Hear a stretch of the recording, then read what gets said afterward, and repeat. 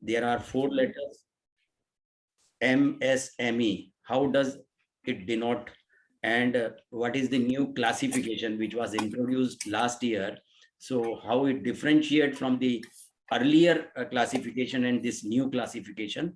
And we will also discuss various benefits and privileges being provided to MSME units, and not only MSME units, but the units, those who are to come in future. What privileges and benefits are there, we will also discuss. Schemes of loan, various loan schemes are also there for MSME units or the business class people, and in that incentives, subsidies, packages, exemptions, lot of privileges are there. We will I will try to narrate all those privileges because understanding about the schemes and the availability of incentive, subsidy, or the privileges is very much essential for us. So I will try to narrate each and everything in details, and then we will go to UDYAM registration. What is UDYAM? And to become MSME, what is the importance of UDYAM, and how we can make UDYAM registration, and what is its procedure.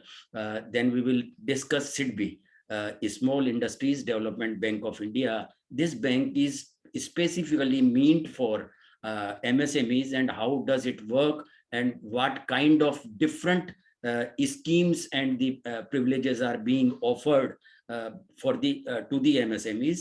And then very important subject, it's a GEM, GEM. It's a digital platform for government procurements. Friends, in our country, the biggest buyer is government itself. And how the whole show of procurement or buyings are managed, it's just imaginary. And we will let you know as to how GEM is controlling each and everything, and how we could become a part of GEM. That is more important from the perspective of MSMEs or the traders. And in last, we will discuss Karnataka MSME policy and the package of incentives which was announced last year. So let us begin with loans.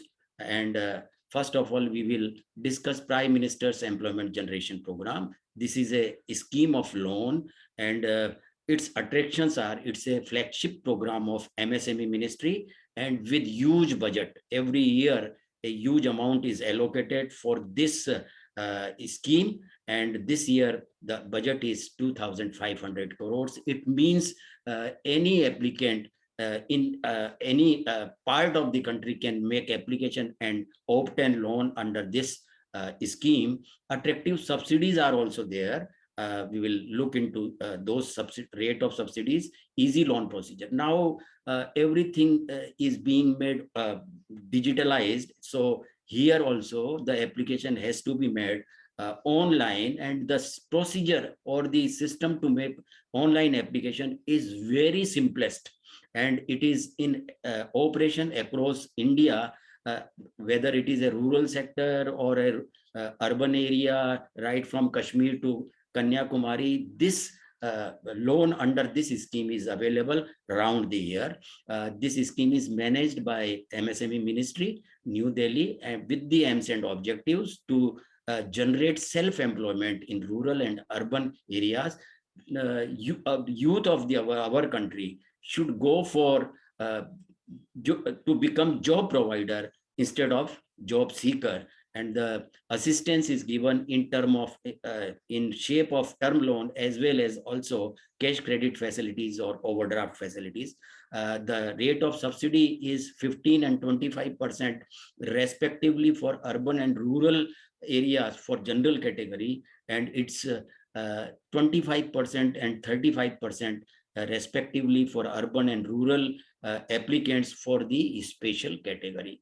So let us look at what is the definition of a special category in this scheme, because in government schemes the definition of special categories vary from scheme to scheme. So here all the categories of backward classes like scheduled caste, scheduled tribe, and OBCs, they are obviously covered in everywhere. But apart from that, minority communities, all women enterprises, or differently abled people, or hilly areas citizens, like that, lot of people have been covered in this scheme, in the special category. And for the applicants belonging to rural, and that too from the special category, they are getting 35% of the subsidy. It means if the loan is of 10 lakhs rupees, then only 6.5 lakh is required to be repaid. So it's a there is a big advantage in case the loan is obtained under Prime Minister's Employment Generation Program. Likewise, the margin money provisions are very meager. For special category is only 5%, and general it's 10%. It means the loan up to the extent of 90% or 95% of the project cost is sanctioned. How much loan is sanctioned? There is a limit. For manufacturing units, it's 25 lakhs, and for service and trading, for service units and trading, it is 10 lakhs. But this loan is the loan under this scheme is only available for new enterprises. In case any existing enterprises wish to go for expansion, this scheme is not meant for them. Any Indian citizen above the age of 18 years is eligible to make an application under this scheme. No much more education is required. Only in case if the application is about 10 lakhs for manufacturing unit, or 5 lakhs for trading or service unit, then only minimum education is 8th standard and not much more. And apart from individuals, few institutions can also apply for loan, like self-help groups, registered institute, cooperative society, and charitable trust, provided they are engaged in production activities. The nodal agency of this scheme is Khadi Village and Industries Commission, Mumbai, and they have got their offices in every state, and there are branches at every district headquarter in the name Khadi Village and board. They can be contacted for this scheme, the details of this scheme, but everything is now available digitally, and you can surf the website and find all the details. Each and every bank, almost public sector and rural banks, approved cooperative banks, private scheduled banks, SIDBI, etc., are partner under this scheme, and they provide loans. Under terms conditions, normal interest rate is charged, which is ranging from 10 to 12% from bank to bank. It varies. Repayment terms are negotiable. You can negotiate as to how you have to repay the loan. Collateral security, of course, is insisted by the bank. See, as per RBI norms, collateral cannot be insisted for the loan up to 10 lakhs of rupees, but we have practically seen that in case the amount is exceeding 3 or 4 lakhs, banks are reluctant, and they are providing the loan only after the security is provided. This is a minus point. And the very important is EDP training is mandatory. Entrepreneurship training program, development training program has to be taken by each and every applicant, because when the loan is sanctioned, but it is dispersed only after the successful training, EDP training. So it is very essential, and this we have to understand, because we can make application for any female member of our family just to have a higher rate of subsidy. But in case they found that the applicant is in real sense not going to handle the business, then the loan, if it is sanctioned, it will not be dispersed. So application is made online, and this is the portal, and you can just take its screenshot, and now the very simple procedure is there. you can, if you are little accustomed with the computer working, you can make this application. Even you are now not required to submit project report duly certified by the chartered accountant. Whatever columns are there in the project report section, just you fill it up and it will be treated as self-declaration, and no certification from chartered accountant is even now required. So this is the first scheme, which is very popular, and this is in operation across the country, and people are getting loan in it very quickly and easily. Another very popular scheme is Mudra loan. We all know about it. As far as its name is concerned, it is under Pradhanmantri Mudra Yojana, and it is said that the principal approval of this under this scheme of a loan application is done within 59 minutes. Anytime from any bank, you can make application, and the applicant will face a hassle-free experience while making an application for the loan. Basically it's a scheme for micro loans up to 10 lakhs maximum is sanctioned, and not only for business but for purchase of home, for purchase of vehicles, for personal reasons also the loan is sanctioned under this scheme, but not above 10 lakhs rupees.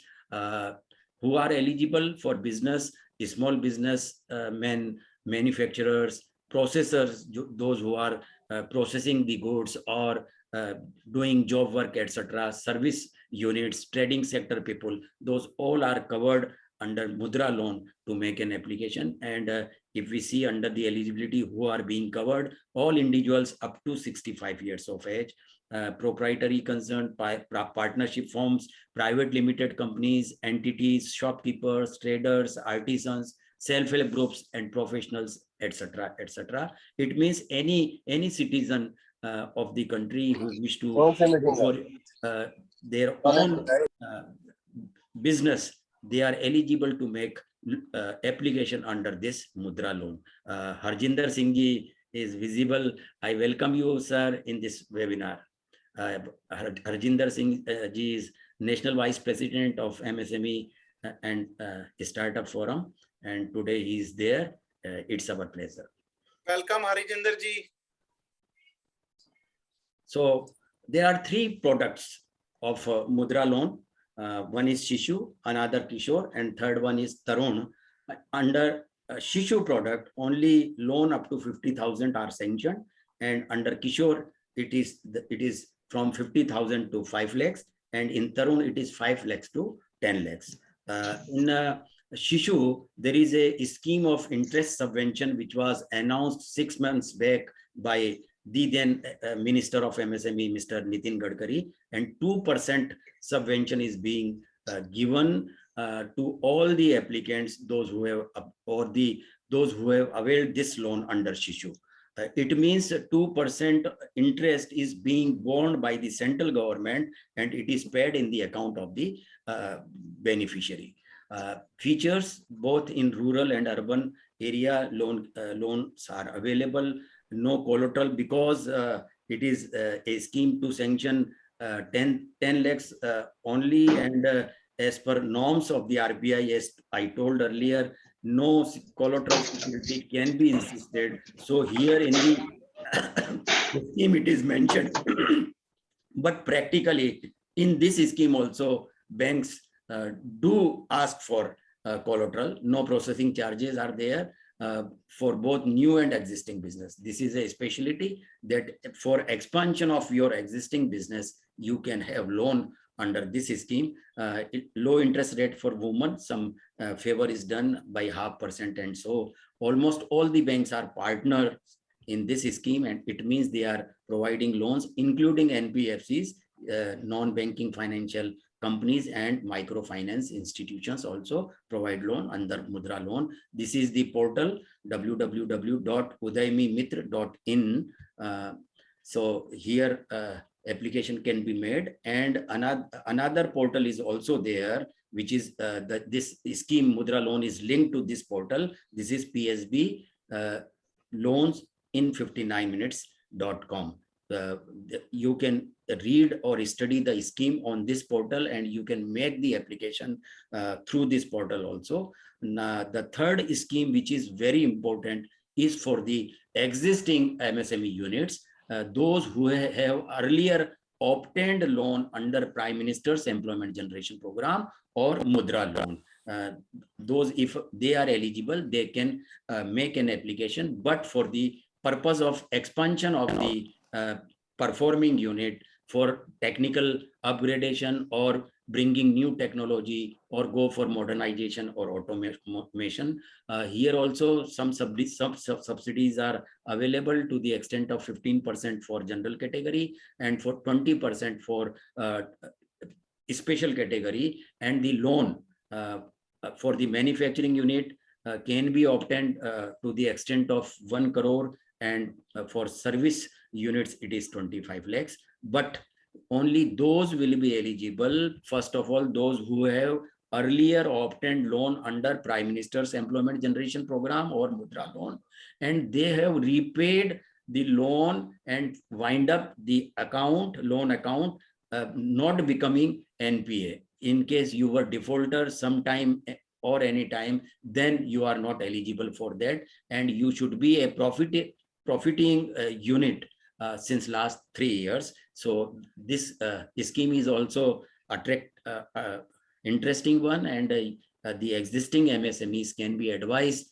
in case they are interested to go for upgradation, because technical upgradation is nowadays is compulsory, because with the old technology we cannot sustain in this global competition era. So a lot of facilities are being provided by government to make you easy to go for the upgradation, etc. This is a digital platform, PSB Loans in 59minutes.com. PSB means public sector bank loans. So it is a digital platform for ease of borrowing. It is a comprehensive and unique digital platform for ease of finance and borrowings with principal loan approval in 59 minutes. Some people consider it as that we will get loan within 59 minutes, but it's not like that. Your application is in principle approved or registered within 59 minutes in case the application is made through this digital platform. It's a online marketplace for financial aspirations. It's the simplest, quickest, and hassle-free way to make an application for the your requirement of finance. Fundraising platform especially designed for MSME units. So the all MSME units, in case they wish to go for expansion of their existing units or business, or the aspiring units, those are to come in future, they must use this platform, because many of the schemes are linked with this platform. We will discuss one of those that is Mudra loan also. User-friendly portal, you need not to make rounds of the bank, and in general people complain that bank people do not respond in a proper manner, and they do not consider the applications. So there are a lot of problems. But in case you make application through this platform, then without any hassle, your application is at least approved for consideration. Platform is currently being used by all public sector banks, private sector banks, and NBFCs also. Platform provides loan up to 5 crore for business purpose, 20 lakhs for home personal loans, for 1 crore up for auto loans, and for home loan the limit is 10 crores. And for business, this is a very unique platform, and we can make application for business expansion, diversification, working capital needs, and scaling up of the operations of your existing business, for technological upgradation, for purchase of plant and machinery, for purchase of raw material. Even you can apply for your need of working capital, etc., etc. And how it happens in 59 minutes, let us look at. You have to click on PSB Loans in 59minutes.com and go to apply, submit sign up and submit the OTP, then application form will open. For personal home and auto loans, you have to upload IT return in Excel format and 6 months bank statement in PDF format. This is mandatory. In case you make the complete application, then definitely it is being accepted in 59 minutes. And for business, this is for simple requirement is IT return and bank statement for personal home and auto loans. But in case you make application for business purpose, then GST identification and the details of directors, owners, or the partners is required to be submitted. Friends, these are few schemes, and we will also discuss, in case there is time, what are the scheme for youth, for the scheme of Karnataka state, and how CDB is offering various loan scheme. We will discuss if the time is there. Let us look at MSME now. This is a icon or logo of MSME ministry. This is a tree, and this is capable enough to give us fruit of Atmanirbhar Bharat. Friends, let us look at introduction. There are 4 letters: micro, small, MSME. So it denotes for micro, small, and medium enterprises or entrepreneurship. So it is MSME. If you recall, there used to be a department under the name small scale industries and cottage industries department. It was a government department like industry department, and it was rejuvenated in 2006, and it was given a new name, MSME. And even act was brought with the name Micro, Small and Medium Enterprises Development Act 2006.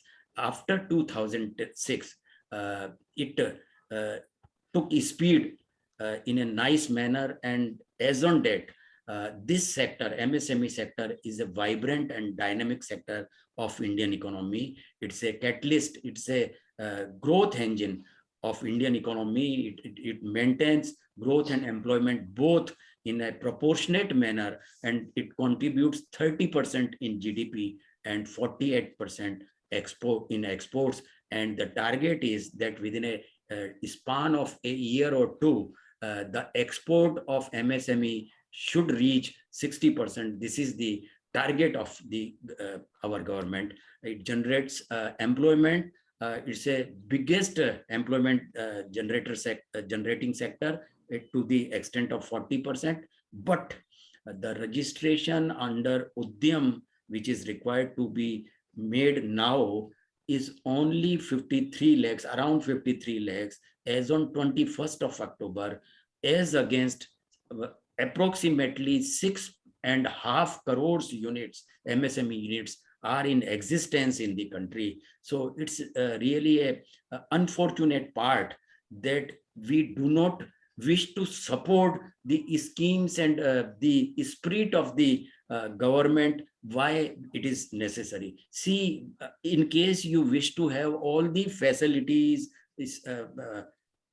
privileges, etc., etc., it is must. And in case you not need any kind of privileges, and either you are not eligible or whatsoever is, but in case you are eligible to register yourself under MSME UDYAM registration, then you must do. It's a free of cost. It is a matter that we must understand. See, in earlier registration system, which was Udyog Aadhar Memorandum, approximately 1 crore 2 lakhs units were registered. But this UDYAM registration, I will discuss it in details in next slides. But when it was UDYAM registration was introduced in from 1st July 2020, since then only 53 lakhs units have got registered, whereas it should have been crossed more than 1.5 crore by this time.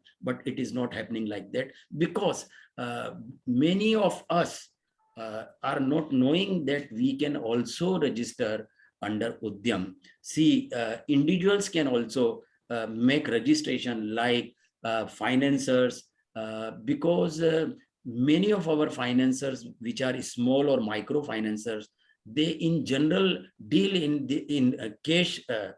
They do not deal in an official manner. It's a bottleneck of, and engineers, consultants who are practicing, architect, doctors, practicing doctors, they can have registration for their day clinic, pathology lab, or something else. Then consultants, chartered accountants, all the practicing chartered accountant can register themselves under MSME. Lawyers, repairs and maintenance providers, installation work done by the contractors, then project consultants, hospitality service, any kind of hospitality service is covered under MSME in service sector. Job work providers, transporters, logistic hubs people, they all warehousing like this. There is a long list, and they can make registration under MSME in case they wish to have, because in case you go for any business of this nature, then it's must that you register yourself under MSME and avail of all those benefits which are being passed on in the interest rate if loan is taken, in subsidy if you put up a unit like service sector or manufacturing sector. Excuse me, can everybody keep yourself on mute so that there is no interruption in between? Thank you so much. Sorry, sir. Please continue. Doesn't matter. I am audible properly? Yes, sir. You are audible. Thank you. So this is a new classification or definition. This has been introduced with effect from 1st July 2020. Here are three nature of enterprises: micro, small, and medium, which is known as MSM, and E means enterprises. And the revised classification say investment not exceeding ₹1 crore for micro. This is the limit. In case any unit has invested in fixed capital investment up to 1 crore will be treated as micro units and or enterprise. And in case the investment is up to 10 crores, then they will be categorized as small, and the investment up to 50 crores will be classified as medium enterprises. In earlier classification, it was hardly 10 lakhs for micro, 5 crores for small, and 10 crores for medium. Now it has been enhanced in any way in a big manner, so as to give boost to this sector, because this sector is a backbone of the economy of our country. For your information, in the whole world, there are around or approximately 200 countries, and MSMEs are backbone of each and every country. So the flourishing of MSME in a better way means it is giving sound strength to the Indian economy. So one more thing which was not earlier in the old classification is introduction of turnover limits. If for micro, the turnover limit is 5 crores, for small it is 50 crores, and for medium it is 250 crores. So this is a new introduction since 1st July 2020, and earlier there were two different classifications for manufacturing sector and service sector. Now the difference has been abolished. Only one definition is there for both manufacturing and service sectors. Why this turnover provisions have been introduced? This is we must understand it. Any micro unit which has invested less than 1 crore, but in any financial year, if their turnover exceeds 5 crore, then they will automatically shift or migrate to next level, that is small. And likewise, in case it is opposite or reverse, then they will reverse graduate, and in that case they can shift to or migrate from small to micro also. So this is the new introduction. Now let us look at the various kind of schemes, facilities, and concessions. and it is very important. Whatever I'm going to say, it is very interesting, at least not for MSMEs, existing MSMEs, but for the young entrepreneurs, because we wish to inspire them, we wish to motivate them and let them make understand as to how and what facilities are waiting for you in case you think to set up your own industry. So this is a scheme, first of all, credit guarantee schemes. I hope this presentation is readable also. Yes, sir, it is readable. Okay. Yes, it is. Okay. So credit guarantee scheme for micro and small enterprises. The full name of the scheme is Credit Guarantee Trust Fund Scheme for Micro and Small, and this is known as CGT-MSE. So CGT-MSE is providing non-collateral or 100% collateral-free loans to the extent of 2 crores in case if you go for service sector or manufacturing sector. So this is a very attractive scheme, and it happens that I want to put an industry, but I don't have finance, I don't have my own arrangements. There are a lot of restrictions in our thinking, but government is providing or inviting you like anything, but just have a dare and understand all the schemes and implement those for your own purpose or for the sake of country, because every youth has to put up something of his own. It is now a required. So this is a scheme. Then see, the purpose of government is not just to allow you to open or set up a unit, but how you maintain the unit. That is also interested to understand. There is a waiver in security deposit in government tenders. In case micro and small units go for bidding or submitting tenders with the government, then there is a waiver in security deposit. It means no earnest money has to be paid against the tender or bid. So this has been done with a view that the liquidity in micro and small units is maintained, because whatever is paid towards earnest money is freezed for a certain duration. So it is very dangerous for micro and small units if they are out of the liquidity. And another scheme is delayed payment protection 45 days criteria. If micro and small units supplying anything to government departments, whether it is central government or the state government or the PSUs run by state or the central government or other institutions of central government, if they buy anything from micro and small units, they are bound to make payment within 45 days. This is a very special scheme for micro and small units to protect them and to get their liquidity maintained. And another a very special scheme is trade receivables e-discounting system. It is known as TRADES. This is a digital platform, and no sooner a micro and a small unit generates an invoice, they can get it encased very next day through this platform. So how liquidity can be maintained, this is being ensured by the government and under their various schemes, because it's a time of global competition, and for micro and small units, those who are working conventionally or traditionally, it is very difficult for them to survive in the market. But government is by one way or other trying to give protection. Let us look at public procurement policy.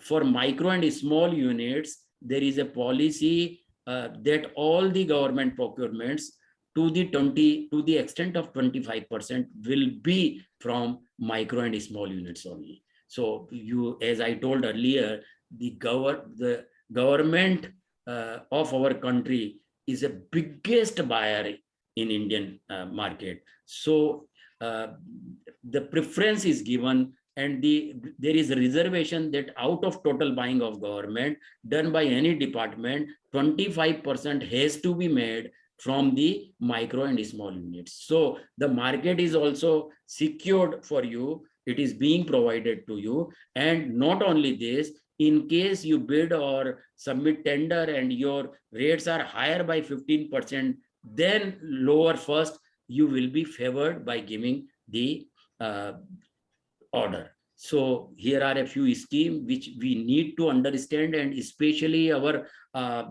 youngsters, those who wish to put up their industry or service units, they must understand all these things, what kind of facilities are there, so as they can prepare themselves to go for their own setup. There are more privileges and schemes, international cooperation scheme, because nowadays MSMEs are doing well in exports, and they need to participate in international trade fairs. So if they do so, they are being given lot of concessions or the subsidies, like rent of the stall in international fairs, or the to and fro air freight, etc., to the extent of 50% or 60%. Like that, lot of schemes are there. Stand Up India scheme. This is a scheme to provide loan to scheduled caste and scheduled tribe enterprises and women enterprises. The scheme is like that every bank, its every branch in every town and city has to give one loan to SC, ST and one to women enterprises every year without fail or the mandatorily. So this is a Stand Up India scheme, and we will discuss this scheme in my next slides in details also. Apart from that, subsidies on barcode registration fee, reimbursement of ISO certificate fee, subsidies for patent, trademark registrations, patent not for the national patent, but also for international patents. And in many states, lakhs of rupees are being given towards reimbursement against the fee for such type of registrations.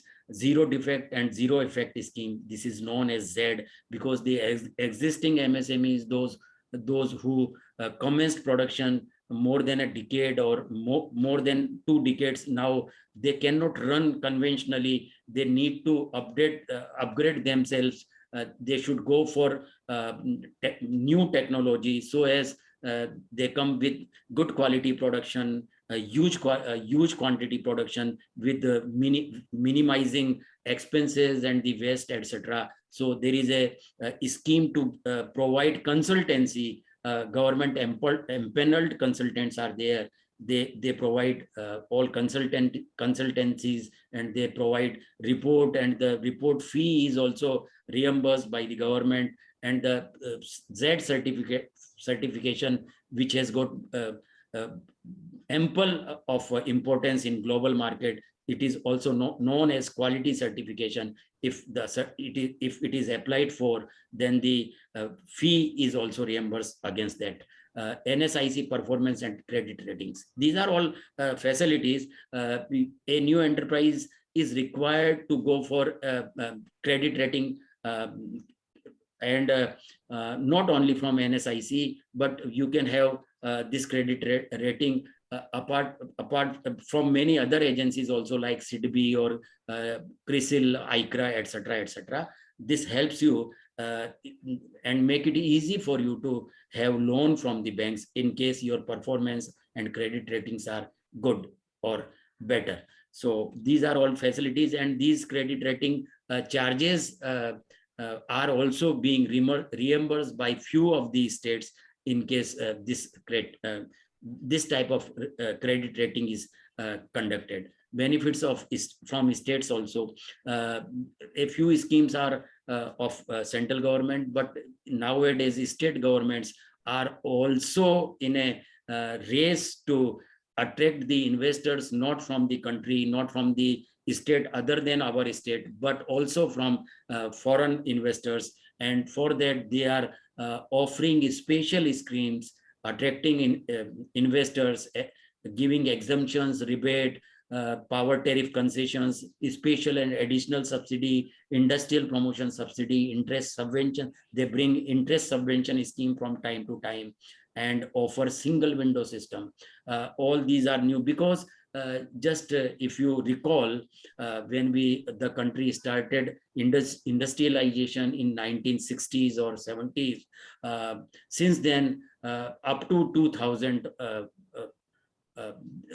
the industrialization or development of industries was not balanced, because in every state, if you go through, a lot of areas are there which are still non-industrialized, whereas a few districts or few areas are thickly populated as far as industries are concerned. So it needs balanced growth of industrialization, because with such industrialization which happened in the country has created a lot of problems, social problems, economical problems, etc., etc. But now states have also realized, so that they are asking the investors to go in such areas where they provide incentives more than 100, or whatever you have incurred, more than that they are providing as subsidies and concessions.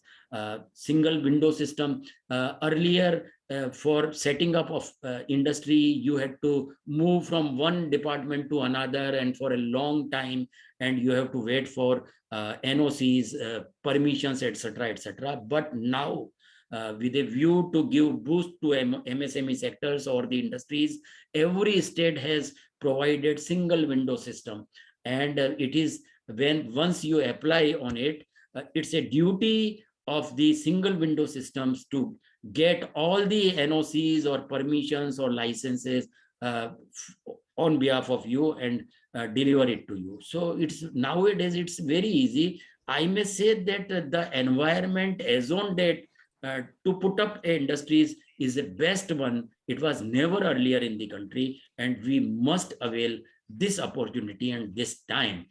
Support services are also provided by the state, industrial extension support and services. Just I discussed the Z scheme. So empaneled consultants are available with DICs, and you can have services in case you are an old industry and wish to go for upgradation, technical upgradation. Developed sites for warehouses, constructions are available. Now every state has got land bank, and you can go for your choice for the land, and those all things are, all the datas are available on websites. You can select, and in case it is a it is not in the industrial park or in the industrial estate, it is outside the industrial estate, you can go for it. You can put your industry there also. Likewise, in the industrial estate or industrial park, the plots and sheds are available at a concessional rate for MSMEs, and nowadays in Karnataka also plug and produce sheds in a multiple stories are available, and service units can be put up in those plug and produce buildings. So a lot of facilities are being provided by the state. Central government capital subsidies, apart from whatever being given by state as a incentives or subsidy, there are few schemes apart from the state schemes, like credit linked capital subsidy scheme for technology upgradation. This is known as 𝗖𝗃𝗃.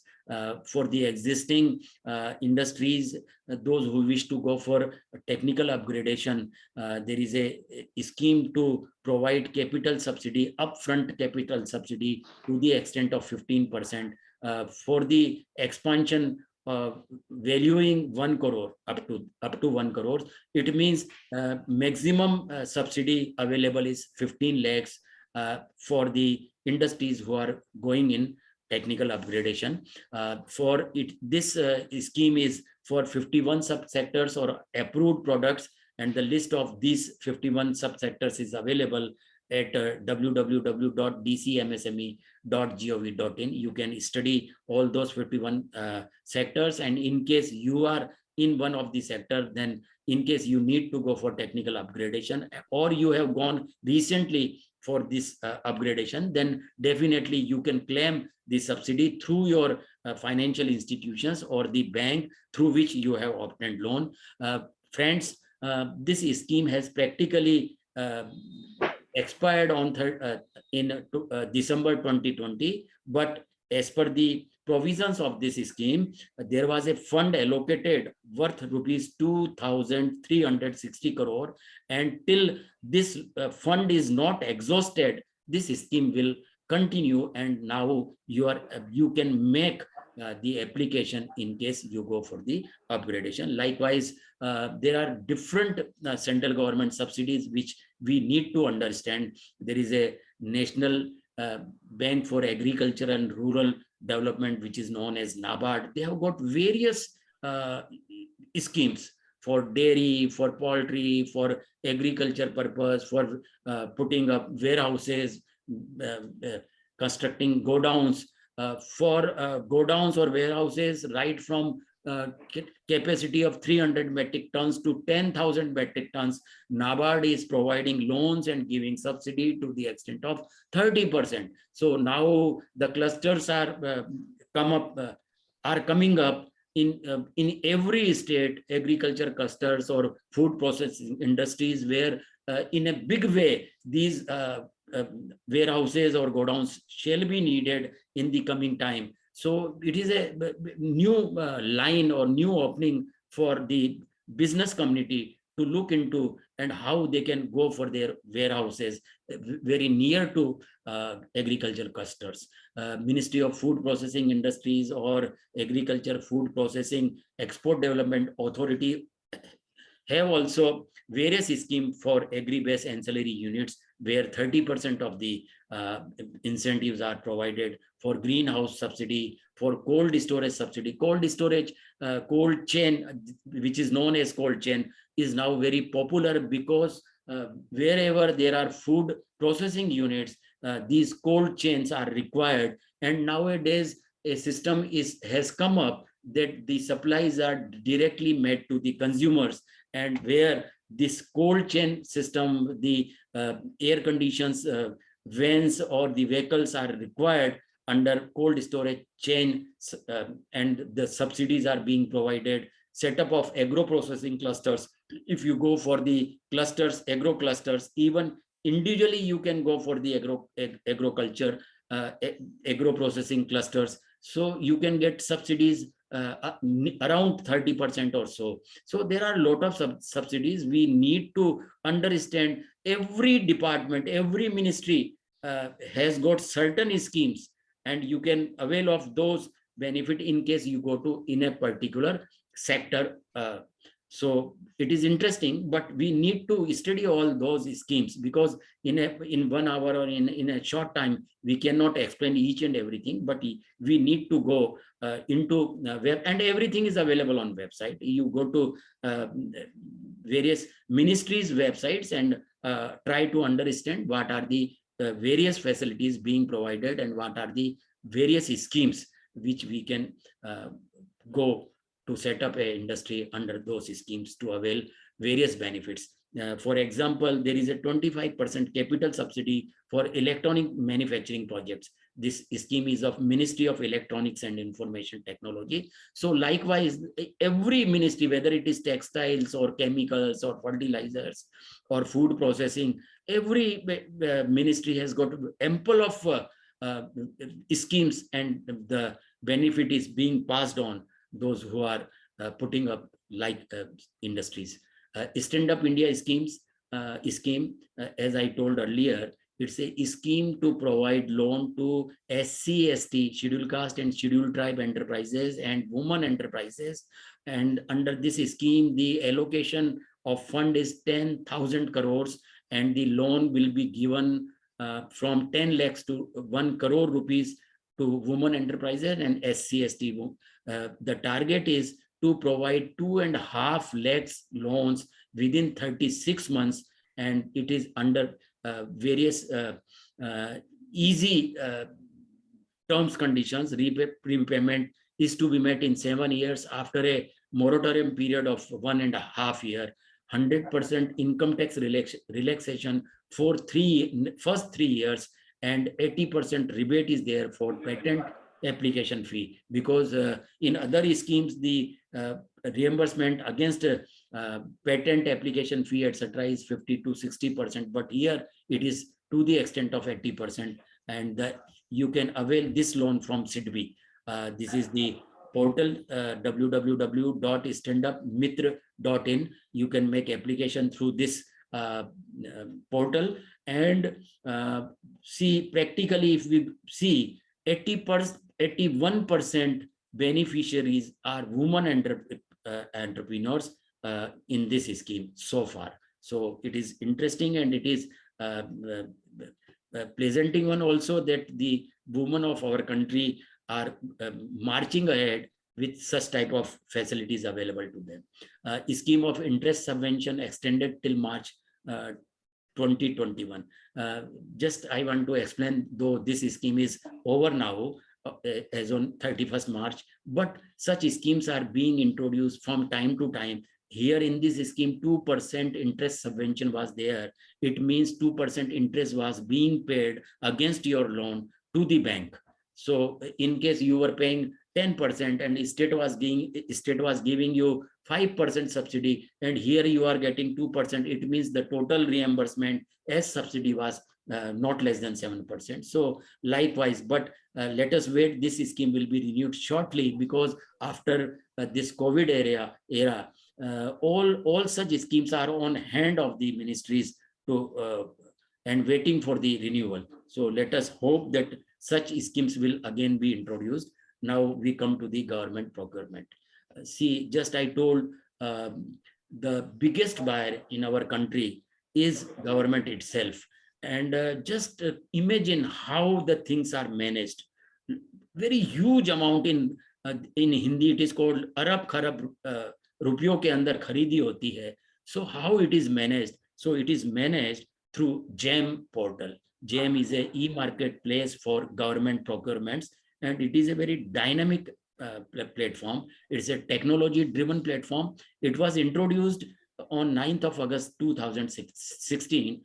Before that, the purchases were being made manually, and we all know that there was a lot of corruption and there was no guarantee of payments to come in time. But this is all a history now, and now you see that all the goods, whether procured by central government or the state governments or the public sector undertaking, etc., either it is goods or the services, those all and everything is procured by through JAM portal now. And this is a general financial rule which is known as GFR under clause 149. Now it is government for each and every department to procure the goods or services through JAM only.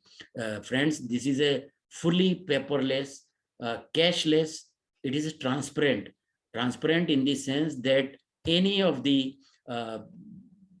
government department doesn't know as to whom they are going to place the order. Whatever order is placed, they do not know the name of the supplier.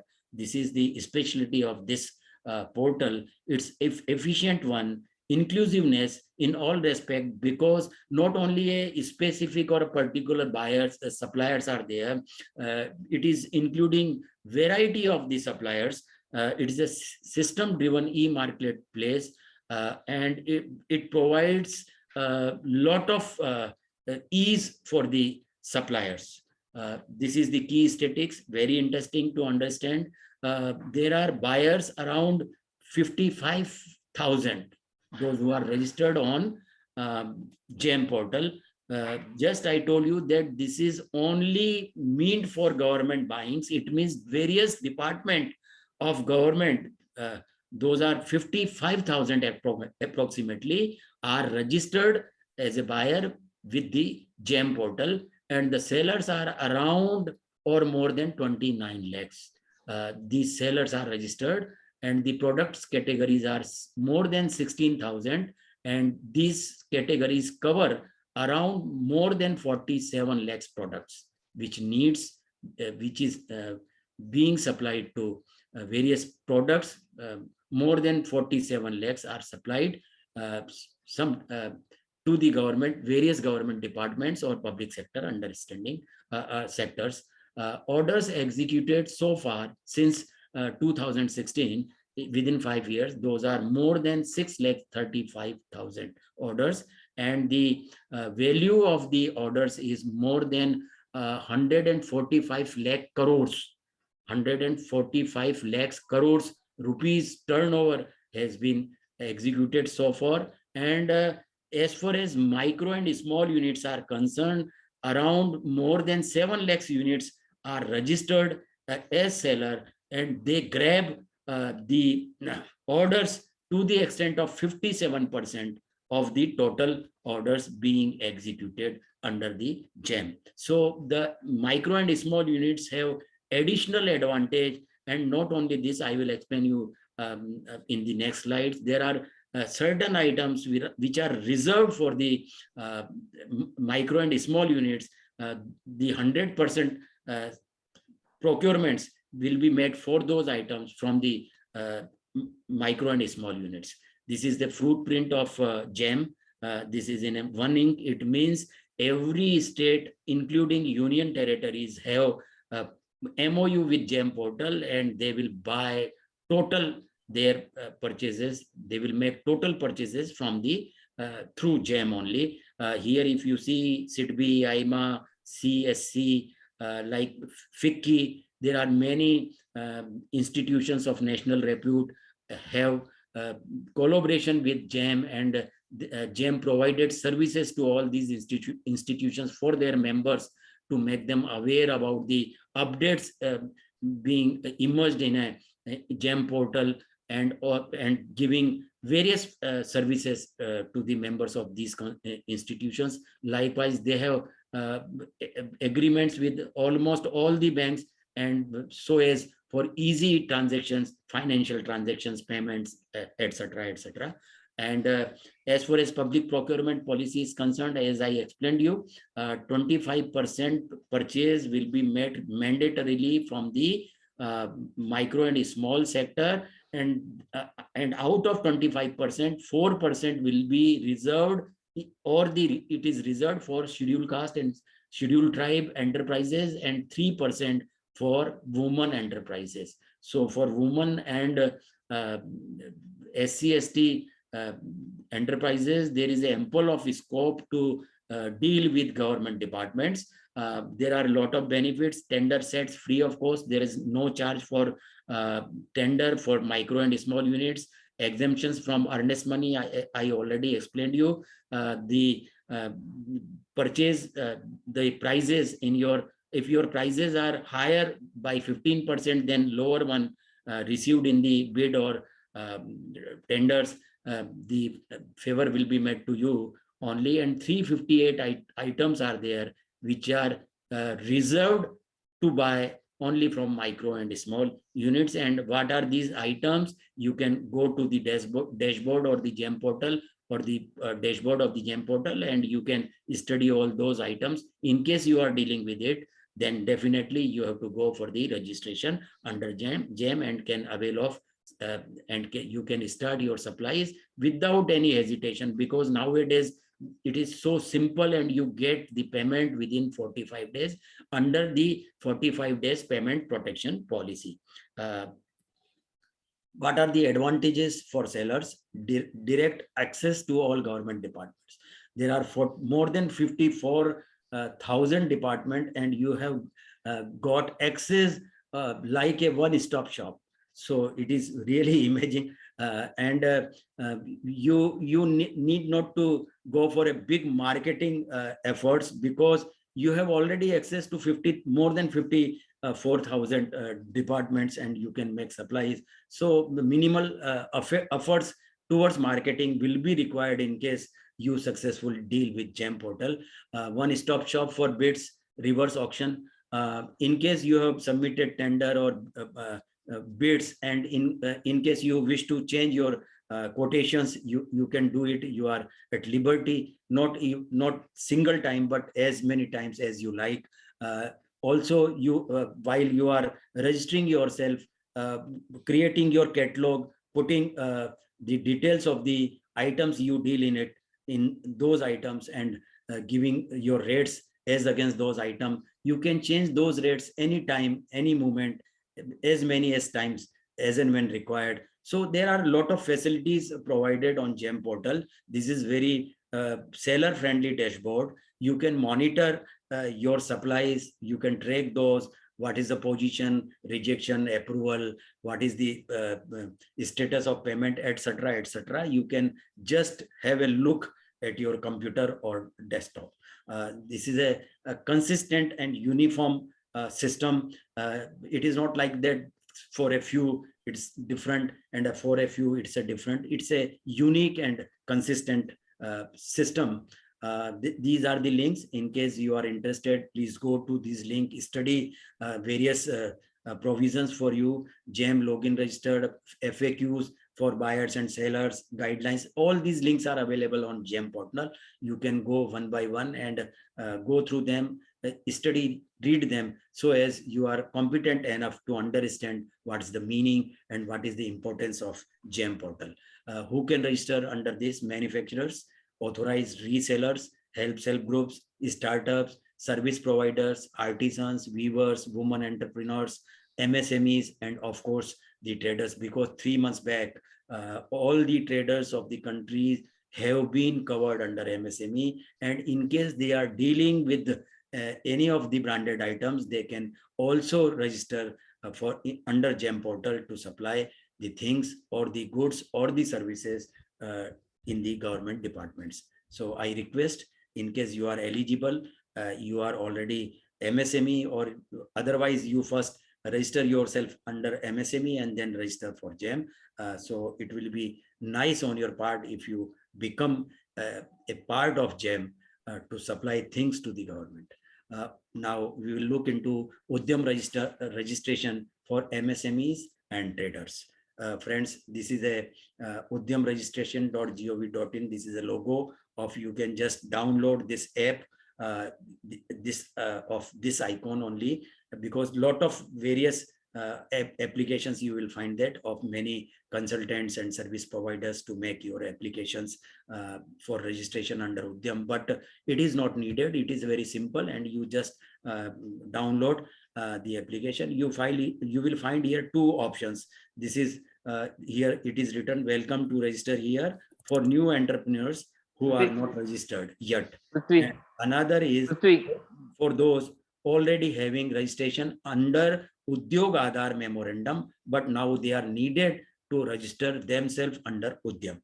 So simply you have to click here, then the next you will find this on your desktop, and you have to put simply Aadhar card number and your name, and thus you have to validate and generate OTP. On submission of OTP, the application form will open, which is very simplest to fill it up, and you need not any consultant services to just get the application made. So who can aspiring, this UDYAM registration is meant aspiring units or the new enterprises. The registration under UDYAM is now available from 1st July 2020. It is simple to apply. No documents are required to be uploaded.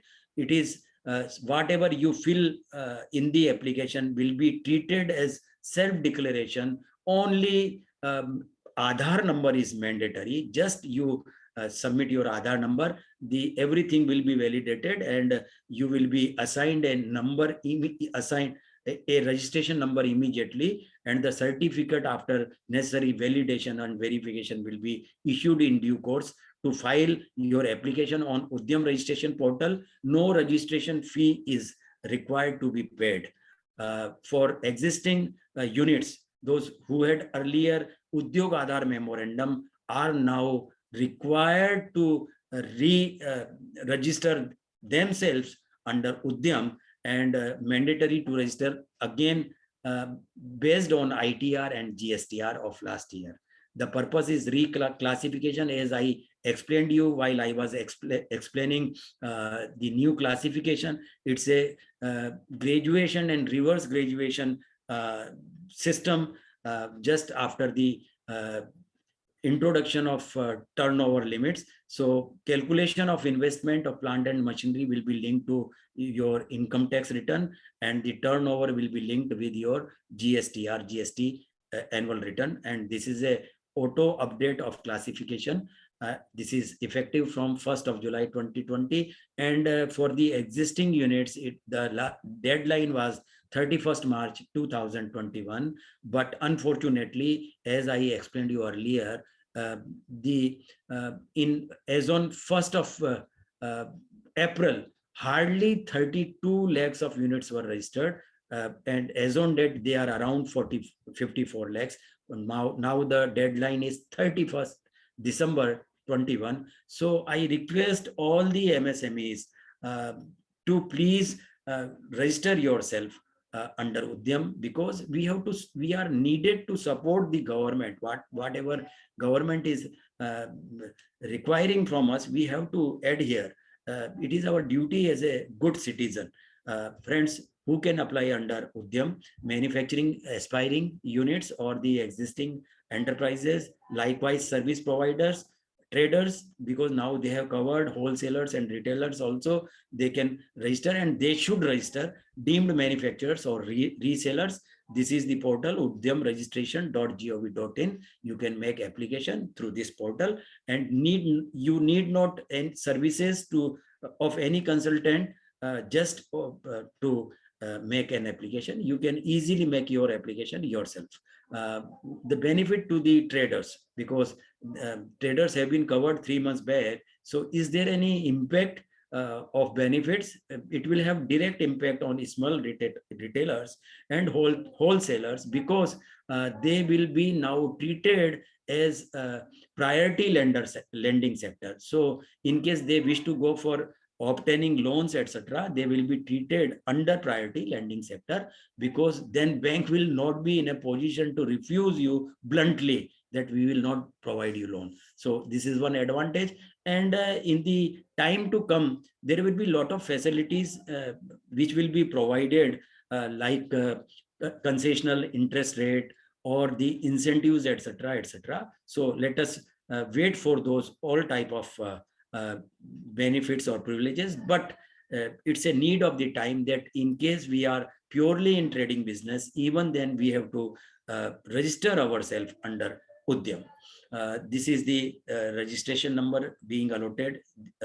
No sooner you can submit the application, finally this number will be provided to you, and within a few course of time you will get this certificate. It is showing type of enterprises is small, it's manufacturing. If the service unit is there, then it will be service will be mentioned, and the traders are covered under service. This we should remember it, and we can make application under service in case we are in trading business. What is the position of Karnataka as far as UDYAM registrations are concerned? As on 21st October, these are latest figures, only 3 lakhs of units have registered themselves under UDYAM, and as against more than 40 lakhs units in existence in Karnataka. So it's again a matter of regret, and we are not giving importance to what the government is needing from us. So let us understand, and being a good citizen, we should obey whatever the government is needing from us. I request whoso are the existing MSMEs, they must get themselves registered without delay. This is my request. Friends, for any sort of guidance, assistance, and complaints, because I get almost every day a few queries to whom we should contact, or how we want to understand the facilities and this and that. Likewise, lot of queries are there, but because they want to understand to whom first they should contact. So the general manager, district industry center, is a nodal agency, and you can contact them or him for guidance, assistance, and compliances. These DICs are located at every district headquarters, and you can contact them.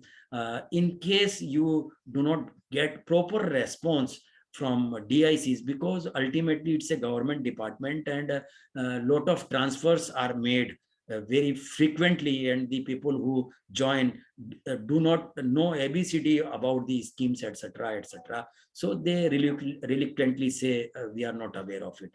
So it is really harassing, and for that MSME ministry got a lot of complaints, and they set up, they opened their institutes in the name of institute that is known as Development Institute, MSME Development Institutes, and in short it is known as MSME DIs. In Karnataka also there are 4 DIs in Hubli, Bengaluru, Mangalore, and Gulbarga. These DIs can be contacted for further support and for the guidance. We hope that these DIs will definitely cooperate with you, and you will be delighted by whatever you need. This is a Samadhan portal. We talked about 45 days payment protection.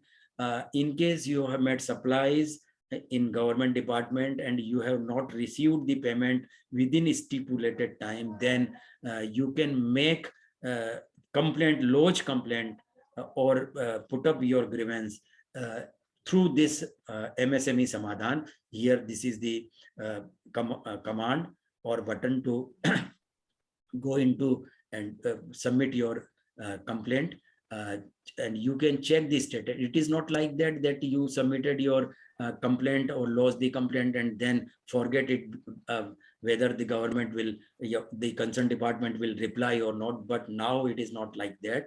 Every complaint is being attended, and the latest status of your complaint, you can just check it up. So there are a lot of facilities now, and we should understand all these, what kind of facilities are being available for us. This is again another portal of MSME ministry. It is known as Champion. See here, it is a one shop, stop. Your grievances, your delayed payment. Again here, apart from MSME Samadhan, you can also lodge complaint here. Your ideas, your suggestions, views status, even of your suggestions, or you can check the status, whether it has been attended, whether it has been looked into or not. You can just have a status of your any of the communication scheme for you. This portal suggests you the suitable scheme for you also, like lot of facilities available on this portal, and we must go and study whatever the schemes and various facilities are provided. We can just have a look on all those type of facilities through this portal. Friends, Small Industries Development Bank of India. This is a bank meant for MSMEs. There are a lot of schemes. Just I cannot explain all those schemes, and it is not needed at all right now. But I will explain a few schemes just to understand as to how SIDBI supports MSMEs.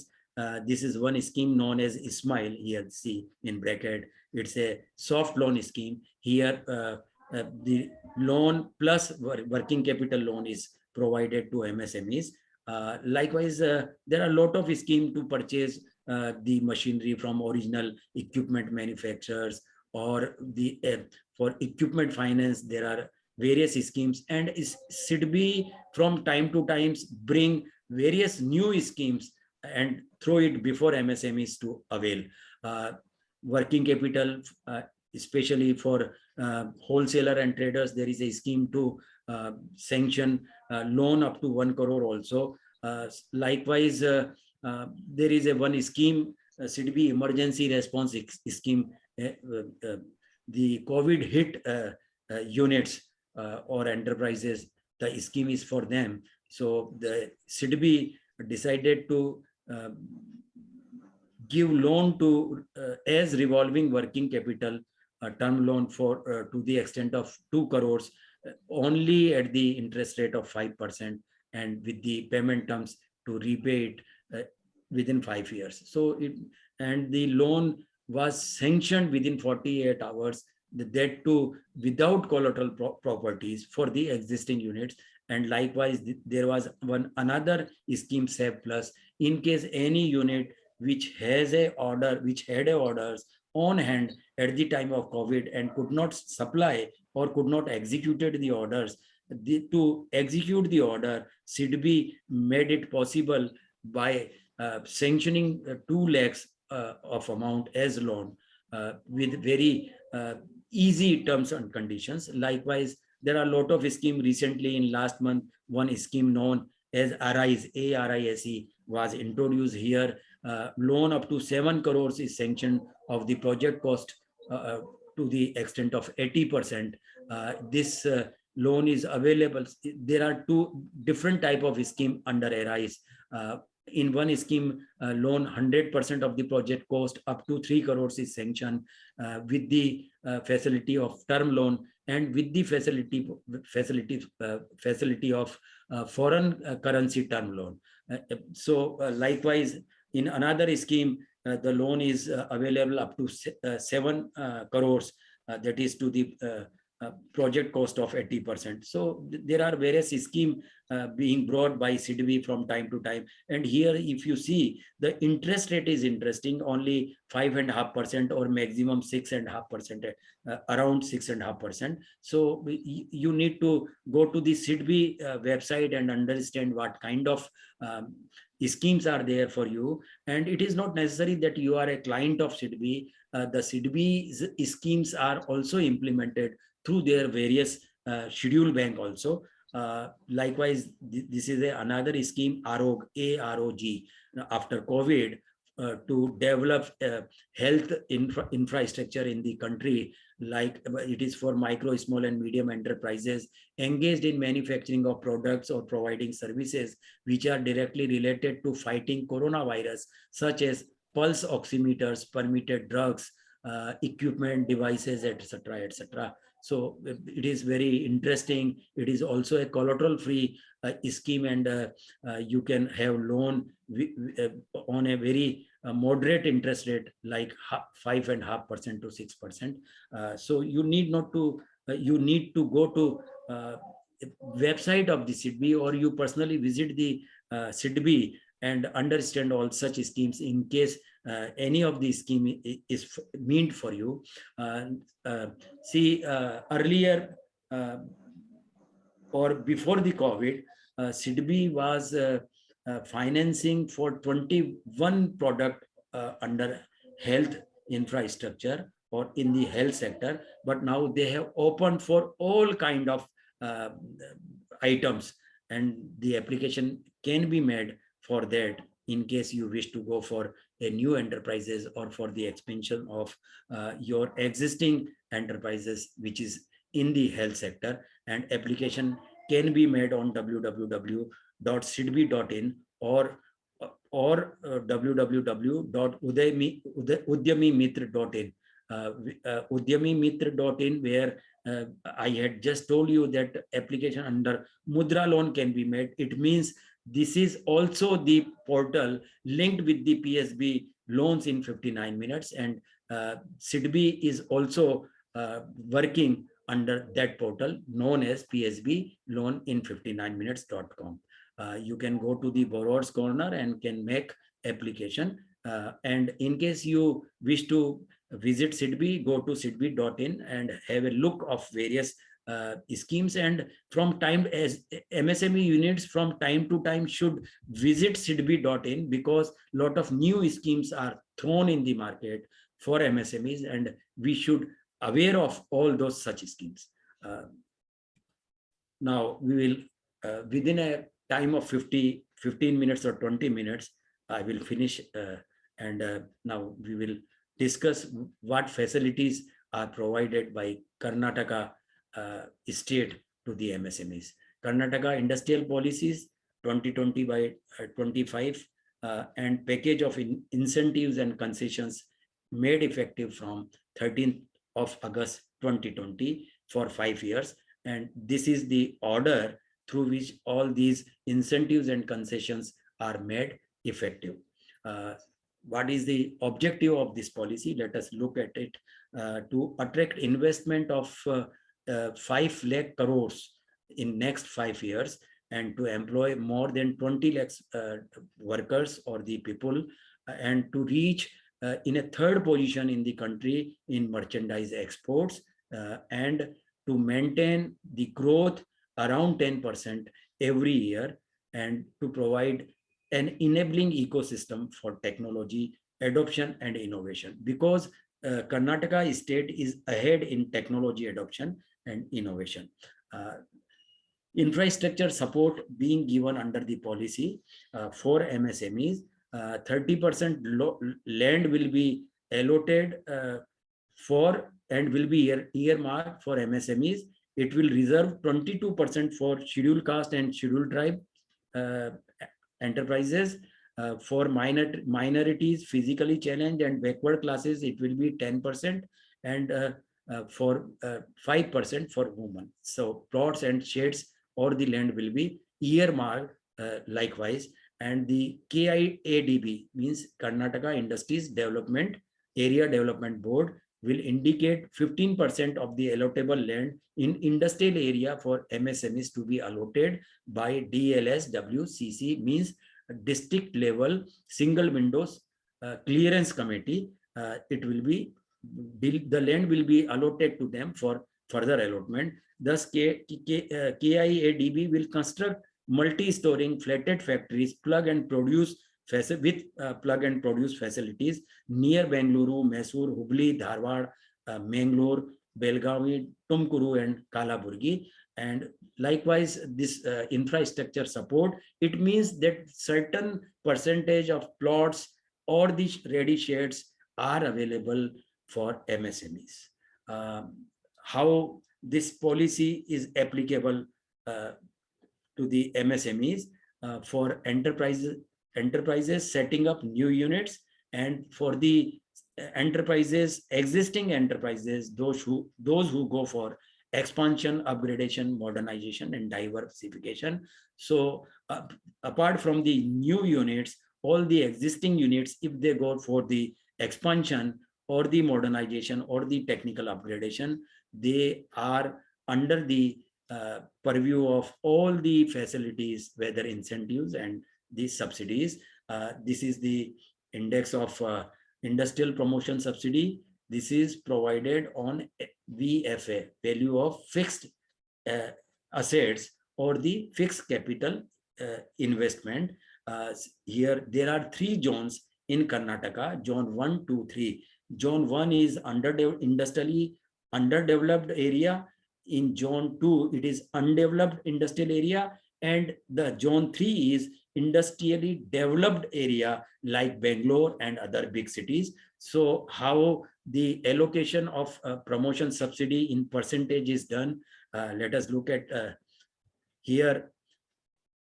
For the rate of subsidies are different for general and special categories.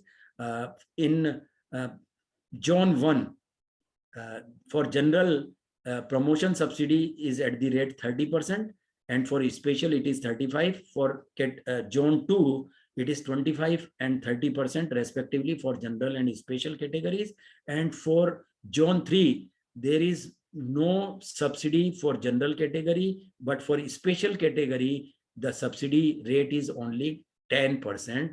And if we go to the limit of amount in zone 1 for general category, as against 30%, the limit, it is limiting to 25 lakhs overall, and in zone 2 it is 20 lakhs, whereas for special category in this is for micro units only, it is 30 lakhs, and for zone 2 it is 20 lakhs, and for special category in zone 3 it is 10 lakhs. This facility, this subsidy can be availed of within a span of 5 years. If you can avail within 5 years, it's okay, because there are certain restrictions. And for small units, it is respectively 25 and 20% for general category and 25% for special category. It means only 5% is more than general category in general for special category. And for small units, because the investment limit is 10 crores for small units, so the limit of in term of amount is higher than micro. It is 100% for general and 105 lakhs for small units in zone 1, and for zone 2 it is 90 and 95 lakhs. For zone 3 only for special category it is 25 lakhs that can be availed within a span of 5 years. And for medium enterprises, it is based on turnover percentage every year for the duration of 6 and 5 years respectively for zone 1 and zone 2, that too with a maximum incentive limit of 40% and 30%, but every year it can be claimed at the rate 2.5% of your total turnover of a year. So likewise, this incentives will be made available. Friends, now we will look into what is the definition of VFA, value of fixed assets or the eligible fixed asset. How does it mean? Because the definition of fixed capital investment or VFA, it varies from state to state. So here in the case of Karnataka, how it is the land.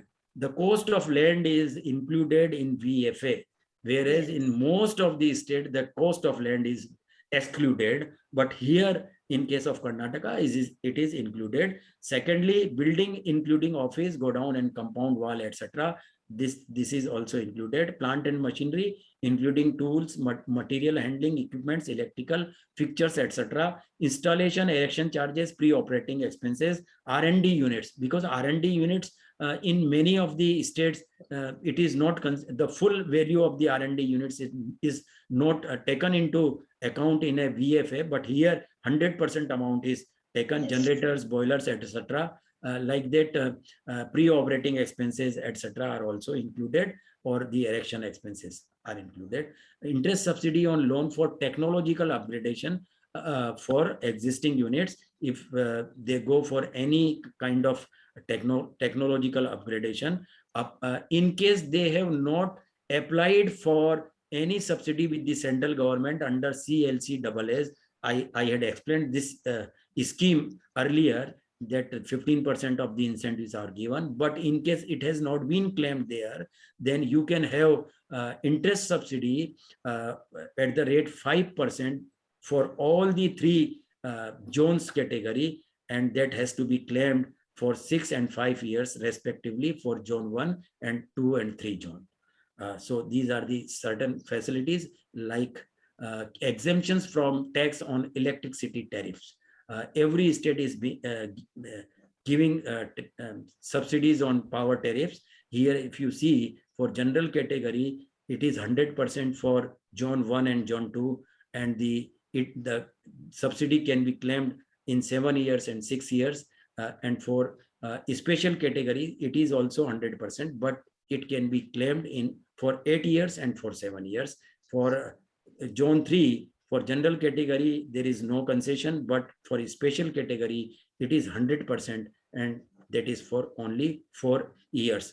Likewise, for micro and small units in zone 1, if they are located in zone 1, it means in a purely backward industrial area, then there is a subsidy of ₹1 per unit for 3 years. Exemptions from stamp duty, 100% for MSMEs located in zone 1 and zone 2, both for general and special category, the same rate. And for zone 3, it is 75% only for special category. This is available on purchase of land, on loan agreements, credit deeds, mortgages, hypothecation deeds, executed for availing loans and credit facilities, means any agreement made in between bank and you.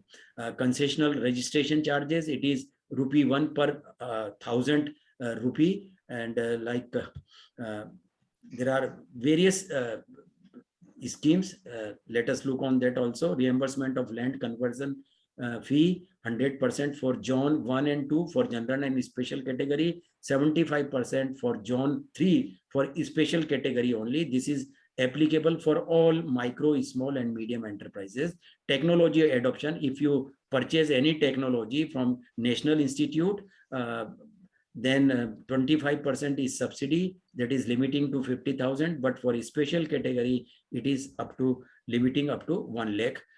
Incentives for quality certification. As I told earlier, lot of reimbursement is made against your procurement of various kind of certificates. For ISO certification, it is reimbursed at the rate 75, but limiting to 75,000 maximum. For special categories, it is 1 lakh rupee. For BIS, Bureau of Indian Standard Certification, it is 20,000.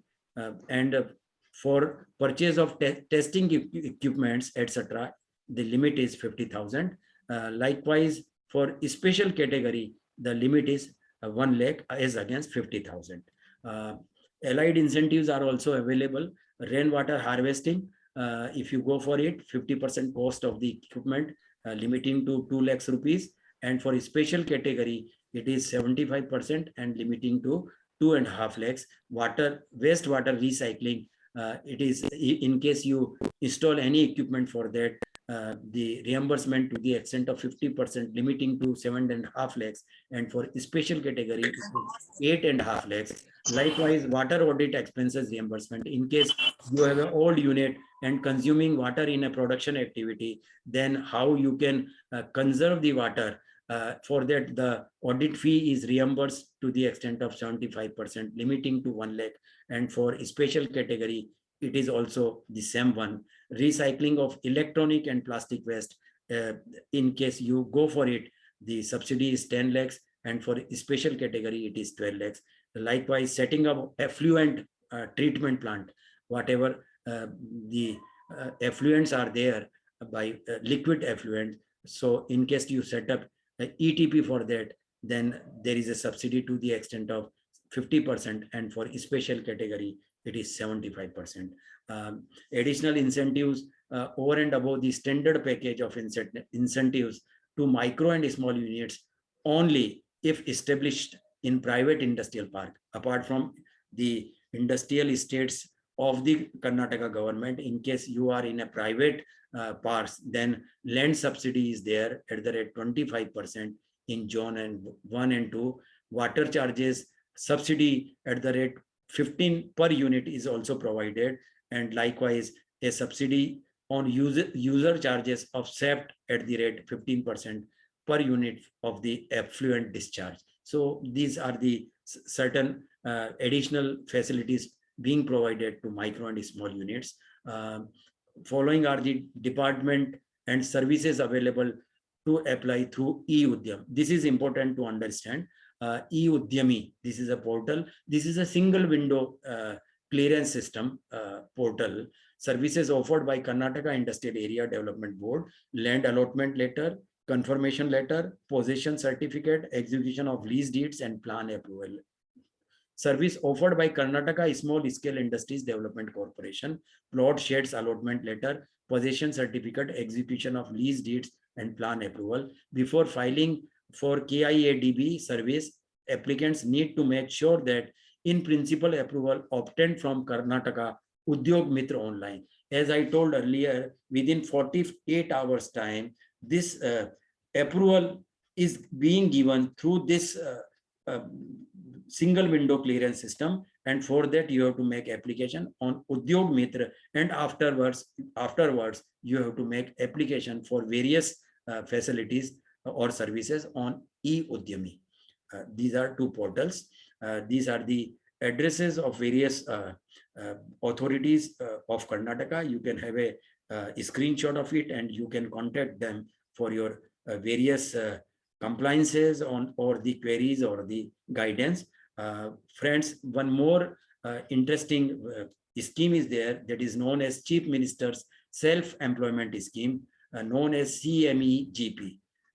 This aims and objective is the to generate self-employment in rural areas of in the youth. Amount of maximum loan is 10 lakhs. The subsidy is 25% for general, and for special category again 35%. Margin money is 5% and 10% respectively for special and general category. You can make application through cmegp.kar.nic.in. You can have a screenshot, and you can also go to its website for study the scheme. This is purely for rural area, and the to make the rural youth self-employed. And the key features are loans are available both in manufacturing and service units under this scheme. Public sector banks, regional rural banks are financial agencies. Applicant should be in between 21 to 35 years of age, but for a special category, a special relaxation up to 45 years of age. Entrepreneurship development training is must, either by CDOC or RootSet. Only one unit can be set up by a family. It means in a family, only one loan will be sanctioned, and Department of Commerce, Industries and Tourism is the nodal agency for this scheme. So friends, I have tried to explain you the facilities, privileges and the various schemes available for you. And especially I would like to attract, or I would like to request our youth, those who are especially highly educated, those who are technocrats or professionals, they must go for their own setup. Lot of facilities are available.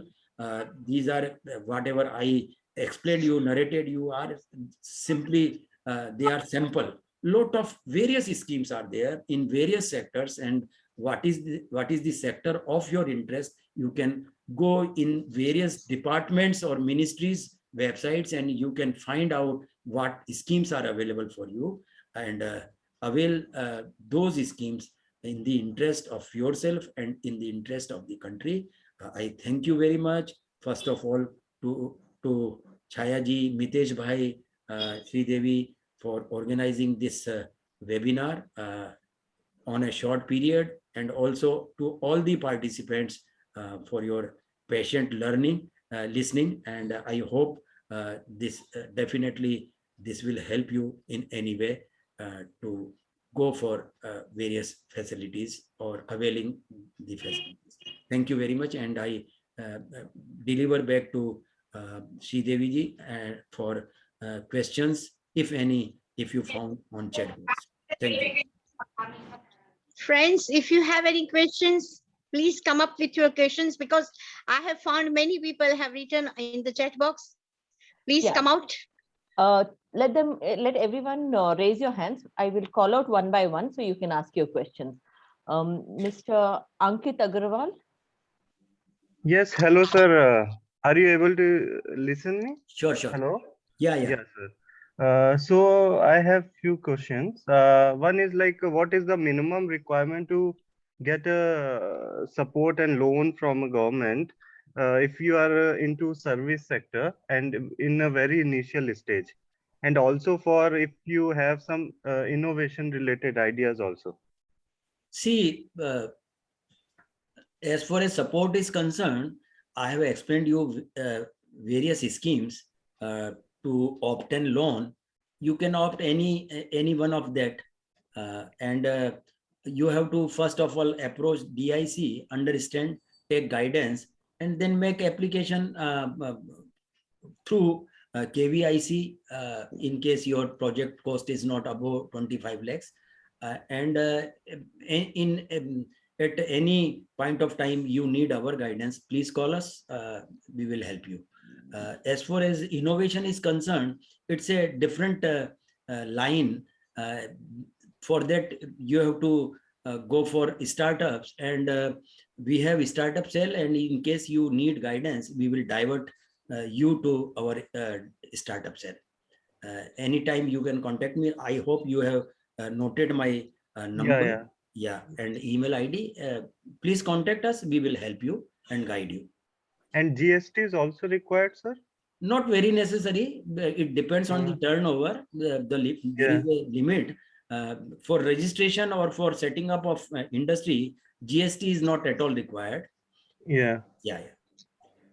And what is the one more question? What is the percentage for like subsidiary in taking a patent and trademark registrations?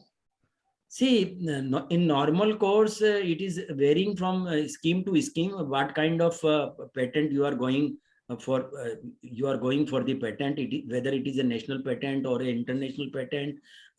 In how many countries you have to file your patent for international patent. So, likewise, there are various schemes, and we can go into details. Not right now, but we will give you the details also. Thank you. Thank you. Next is Mr. Kandesh. Thank you, Niranjan sir. Yeah. Thank you, Please. Niranjan sir, for the detailed presentation. So I just had one question. See, currently I'm a director who is part of a hospital whom we have running a hospital from last 3-4 years, and we have a good amount of turnover of more than 25 crores. So now we have decided to expand it, and we have finalized the land adjacent to our existing setup. And is there a possibility through SIDBI, can we go for any loan option for such kind of expansion? Yeah, definitely. The hospital services are covered under MSME, under service sector, and whatever loan schemes are there, those are also applicable on service sector too. So you just meet SIDBI as well as DIC and find out which schemes are there for hospital sector. And in case you find any problem and you are not getting proper support in finding out the schemes, etc., please contact us as and when required. We can also find out through MSME ministry if there is any scheme. I would also request you, once you study this industrial package scheme of Karnataka government announced last year, just I explained you while beginning the Karnataka state MSME benefits. So once you study all those documents, you will find a lot of things of your interest in that. Thanks. Thank you, sir. Thank you. I'll surely contact. But definitely you can go for expansion of your hospital. There is no problem. Thank you. Ms. Savita, would you like to ask your question? One request has come. Please, can we just show the slides once again? Yeah, slides. Which one? Which one? Which slide? Oh, 1 second. Let me see in chat box because should I just have a look in our group message, please? No, 𝗧𝗃, let them specific which one. In the meantime, we can take cover of question of Savita ji. Yeah, Gaurang ji, please mention.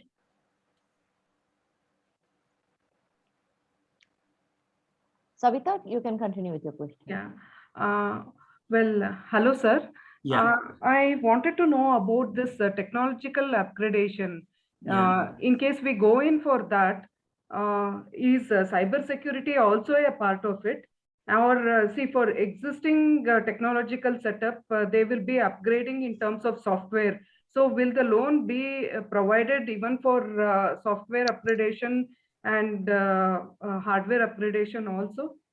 Yeah, I think there should not be any problem in that. Ultimately, you are going for expansion or technological upgradation. So it inevitably covering the scheme. But once you prepare the project report and submit and get it approved, so you will know whether it is whether you will be eligible or not for that scheme.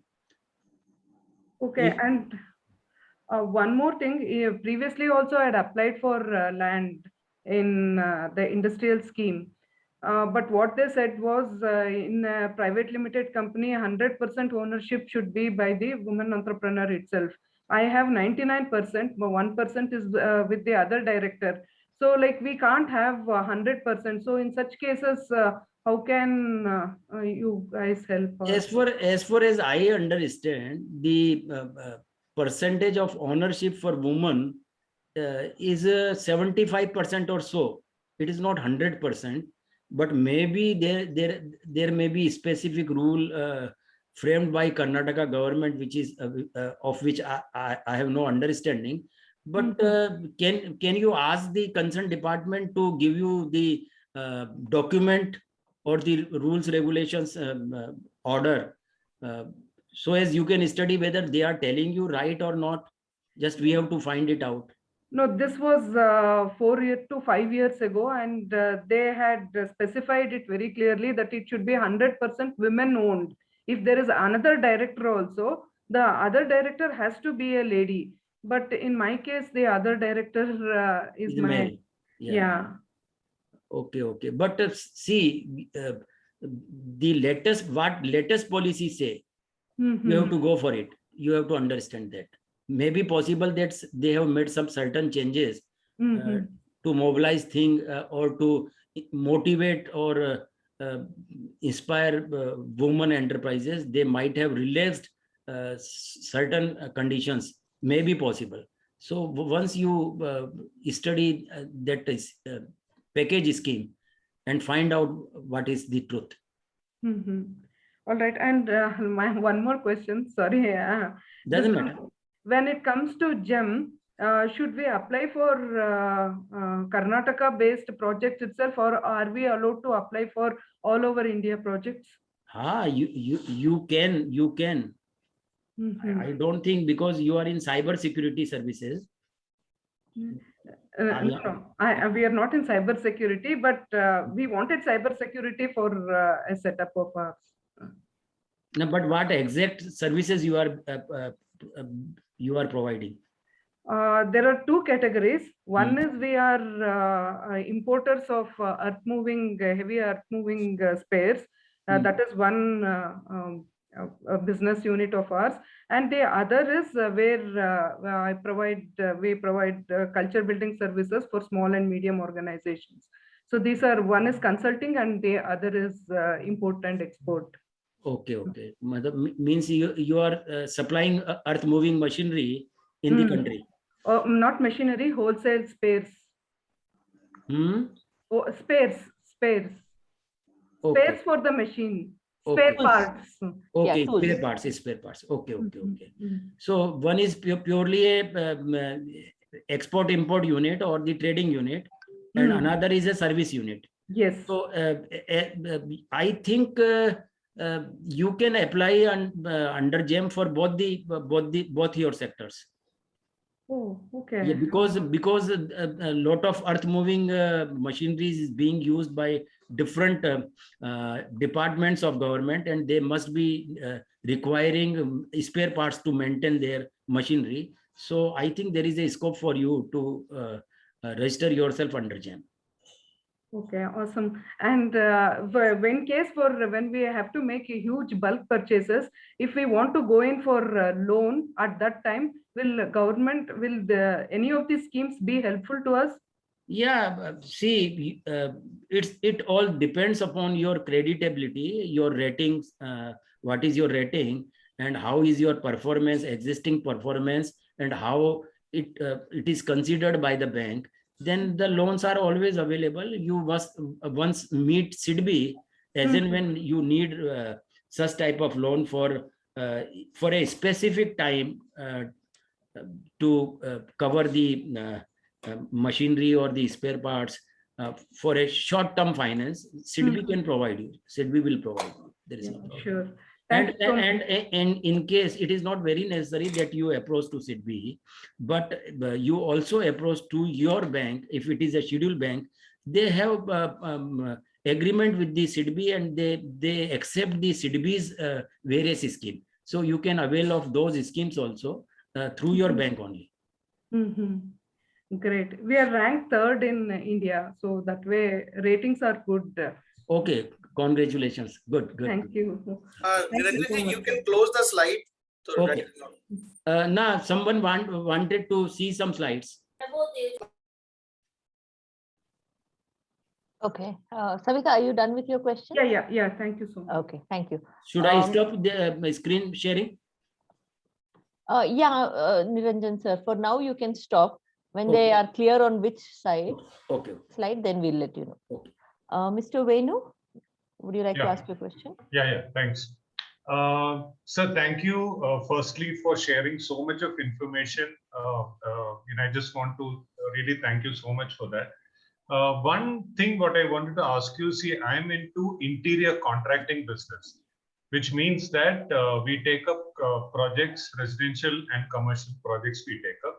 Residential projects, we don't have much of financial problem because the customer pays advance and we manage the funds. But in commercial projects, what happens is I'm restricting myself because of the funding issue in commercial projects. So you had mentioned about bill discounting facility.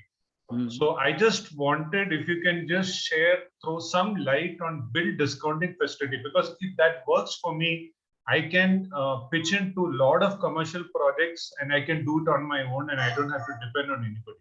So I just, if you can just share some light on bill discounting facility. Okay, are you a micro or small registered unit?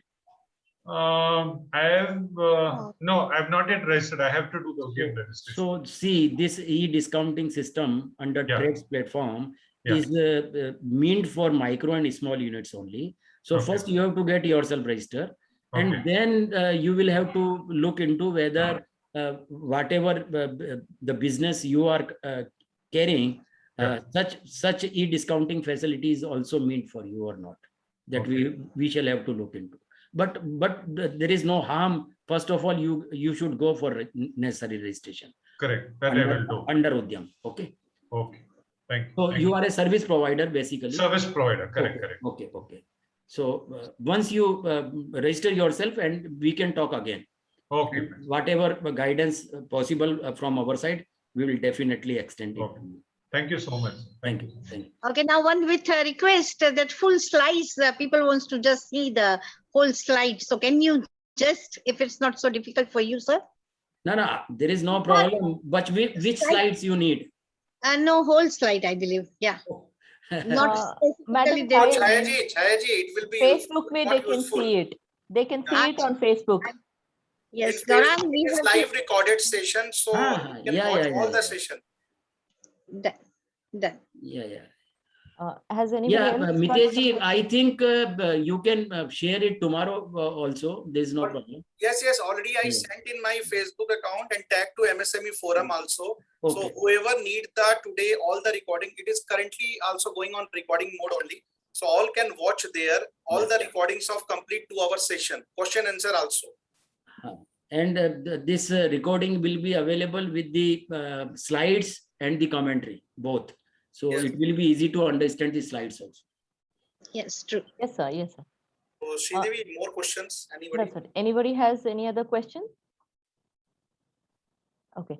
Actually, sir, I have a question. I have a partnership firm. We are into service, trading, and manufacturing. And also another is rental. I don't know where, which category that falls in. So we rent out, decoration items to customers. They use it for their birthday party decorations, and then they return back to us. So that is there. Also, we sell a lot of products. So that is trading, and customization we do. When a customer wants a specific theme or a specific design, we manufacture them and send it across to them. But we do not have any machinery. We get the printing done somewhere else, we get the cutting done somewhere else, but we assemble and make it, and designing happens from our side. So that is our manufacturing. And servicing is the event industry. So my question is, so which category should I register in, or can I register in all the categories? How is it, sir? I will have to check it up, but right now I can suggest that you should go for service, because the trading is also covered under service. Okay, whatever you are supplying the material, that is also covered under service for the traders. So for you, the service is advisable for UDYAM registration. Okay. Okay. And sir, when we are applying for loan, how important is the sleeping partner? Matlab, see, I wanted to make my mother as my sleeping partner just to continue into partnership business. But she doesn't have CIBIL rating at all. Hmm. So will that affect when I apply for loan and all? As far as partnership firm is concerned, I think the rating of individuals has no meaning, but the firm partnership firm has got meaning. So the rating of the partnership firm will taken into account. Okay, not the But anyhow, tomorrow I will consult chartered accountants, one or two, and let you know exactly. Okay, sir. Okay. Thank you. So anybody else has any doubts? So Sridevi, All you right. can now, I think, 𝗧𝗃𝗃𝗃𝗃 Conclude the session. Now we'll come to the end part of this wonderful. I don't have absolutely any words about to sir, you know what to say.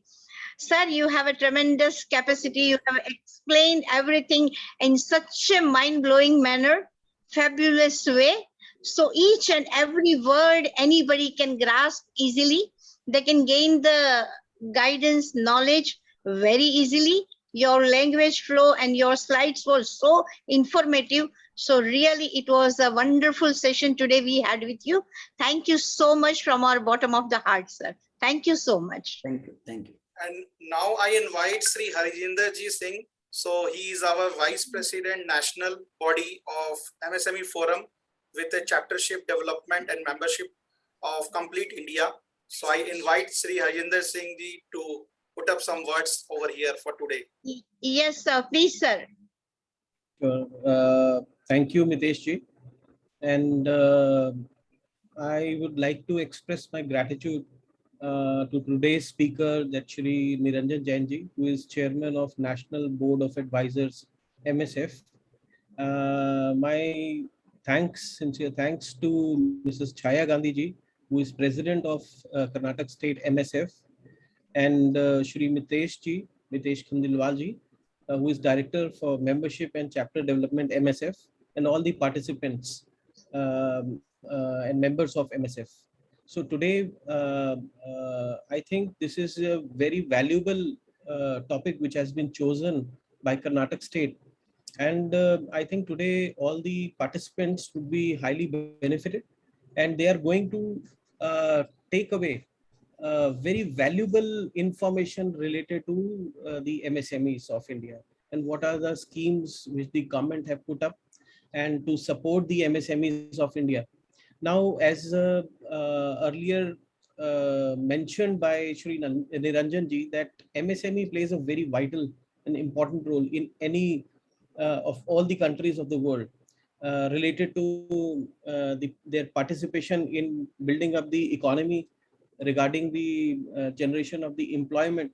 So in all these there are several factors which play a vital role being played by the MSMEs of all the nations. But I think here I'd like to slightly, try to compare the MSMEs of India with the MSMEs of China, which is very important to understand. That, as mentioned by Niranjan ji, that the MSMEs of India contribute to about 30% of the GDP in Indian economy. At the same time, the numbers are around 63 million, and the employment which they are generating is around 110 million. Whereas in China, it is the completely other way around. Their contribution to the GDP is around 60%, and there are just 38 million MSMEs in China, and the employment which they are generating is 233 million. Now, this data is very important to understand, that in spite of having large number of MSMEs, we are not able to contribute what we should have been contributing in the past. That is because of several factors, that we are not able to utilize all the policies and all the benefits from the government. And it is also vice versa. There should be a support system which should be supporting the MSMEs. again, the economy, building up the economy, I think MSME plays the most important role. When we are comparing the Indian MSMEs with Chinese MSME, there is one more factor in it, that the 60% of GDP, that is the GDP of China is somewhere around 13 to 14 trillion dollar, whereas India is around 2.75 trillion. So this shows that if we work hard and together, the government, the MSMEs and the people of India, we can definitely increase the GDP of our nation very, very easily. So a collective effort is required. At the same time, I think the time has come that self-clusters between the MSMEs should be motivated. Now this, I think in this case, government effort is really not required. It is the requirement of the initiative of the MSMEs. They should come together.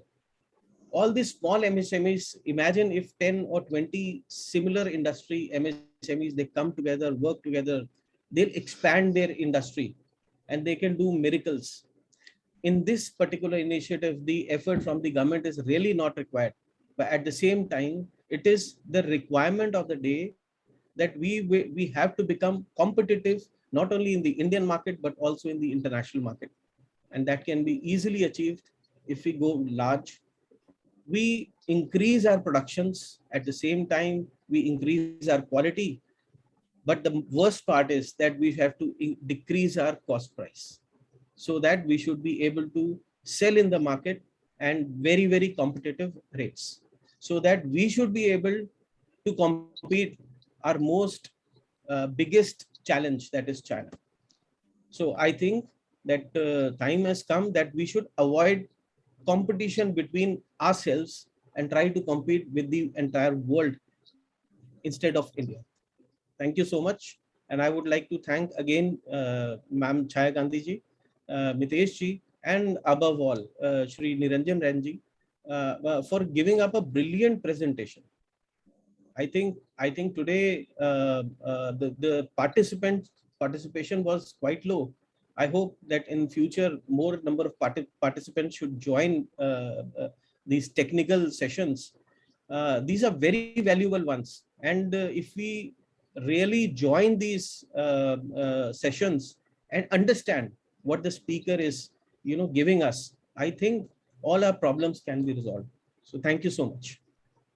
Thank you. Absolutely, sir. Absolutely. What you said was definitely right. Thank you so much, sir. Thank you so much.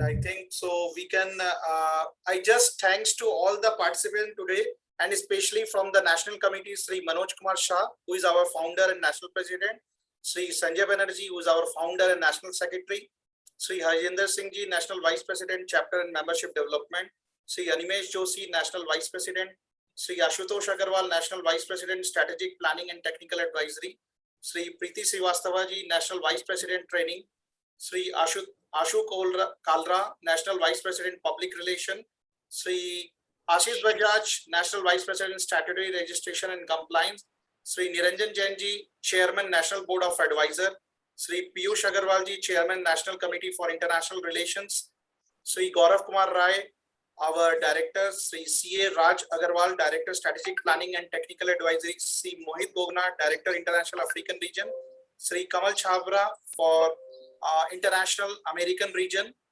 and last Sri Mr. Varun Goyal, Director, Chapter. So thank you everybody, and thanks to our nice participant who has come together forward for this 2-hour session, a technical round, Sri with Niranjan ji Jain, and from heart of my thanks to Sri Niranjan Jain ji. Thank you very much. Thank you, sir. Thank you, Niranjan ji. Thank you so much. And thank you all my fellow members. Thank you so much. Thank you, guests. Thank you. Sabko Shubh Ratri. Thank you, sir. Thank you. Thank you, sir. Thanks for coming. Thanks.